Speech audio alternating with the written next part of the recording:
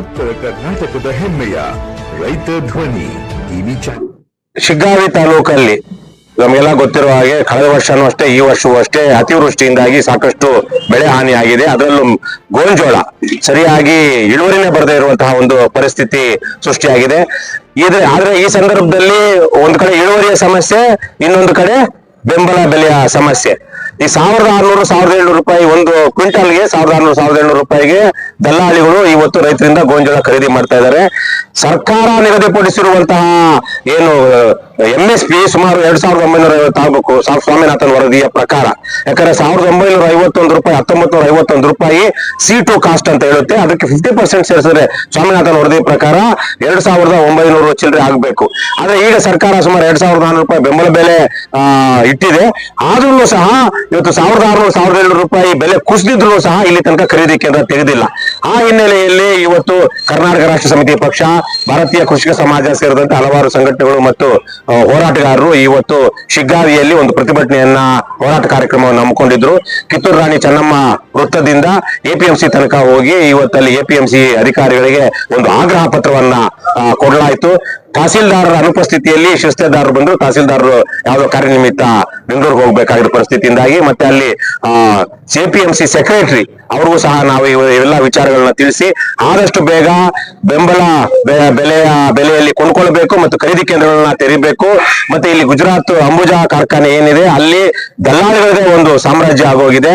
ರೈತರಿಂದ ನೇರವಾಗಿ ಕೊಂಡ್ಕೊಳ್ತಾ ಇಲ್ಲ. ಮತ್ತೆ ಅದೇ ದಲ್ಲಾಳಿಗಳು 1600-1700 ರೂಪಾಯಿಗೆ 6 ಕಾಸಿಗೆ 3 ಕಾಸಿಗೆ ತಗೊಂಡು ಅವರು ಅರ್ಧಕ್ಕರ್ಧ ಅಂದ್ರೆ 1 to double ಇಲ್ಲಿ ಕೊಡೋದ್ರಿಂದ 2ರಷ್ಟು ಲಾಭಕ್ಕೆ ಮಾಡ್ತಾ ಇದ್ದಾರೆ. ಇದರಿಂದ ರೈತರಿಗೆ ತುಂಬಾ ಕಷ್ಟನೇ ಆಗಿದೆ ಅಂತ ಅಲ್ಲೆಲ್ಲ ಇವತ್ತು ವಿಚಾರಗಳನ್ನ ತಿಳಿಸಿ ಅಲ್ಲಿ APMC ಸೆಕ್ರೆಟರಿ ಒಂದು ಮಾತು ಹೇಳಿದ್ರು.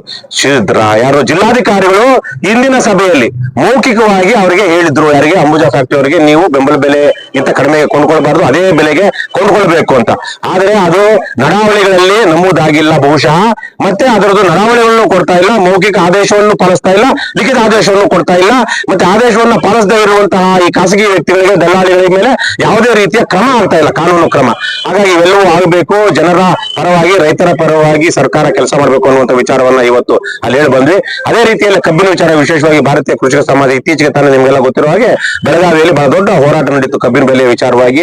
ಇಲ್ಲಿ ಏನು ಒಬ್ಬ ಹಾಲಿ ಶಾಸಕ, ಮಾಜಿ ಸಚಿವ ಶಿಗ್ಗಾವಿ ತಾಲೂಕಿನಲ್ಲಿ ಅವರ ಮಾಲೀಕತ್ವದಲ್ಲಿ ಇರುವಂತಹ ಕಬ್ಬಿನ ಕಾರ್ಖಾನೆಯಲ್ಲಿ ಮಲತಾಯಿ ಧೋರಣೆಯನ್ನ ತೋರಿಸ್ತಾ ಇದ್ದಾರೆ. ಅಂದ್ರೆ ಮಲತಾಯಿಗಳೆಲ್ಲರೂ ಪಾಪ, ನಾವು ಅದನ್ನ ಮಾತಾಡೋದು ತಪ್ಪು ಬಂದ್ಬಿಟ್ಟಿದೆ ರೂಢಿಗತವಾಗಿ.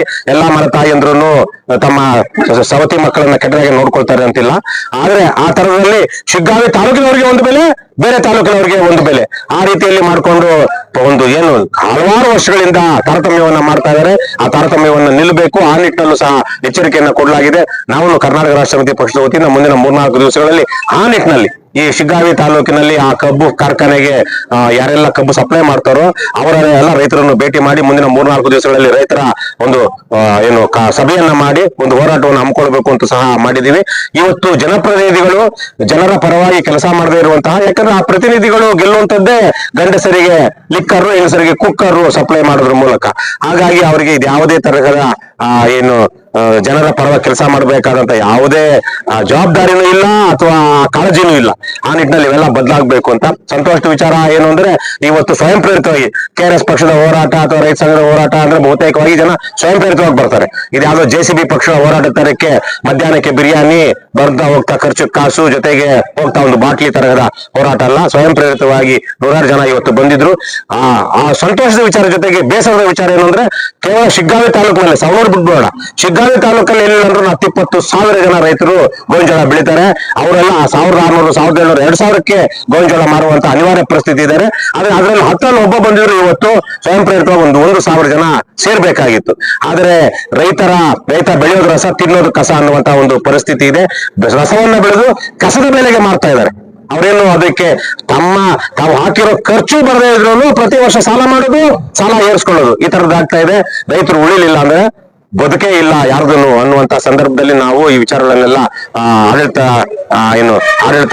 ಆಡಳಿತಕ್ಕೆ ಗಮನಕ್ಕೆ ತಂದಿದ್ದೀವಿ. ತಾಲೂಕು ಆಡಳಿತಕ್ಕೆ ಅವರು ಮುಂದಿನ ದಿನಗಳಲ್ಲಿ 10 ದಿನಗಳ ಗಡುವು ಕೊಡಲಾಗಿದೆ.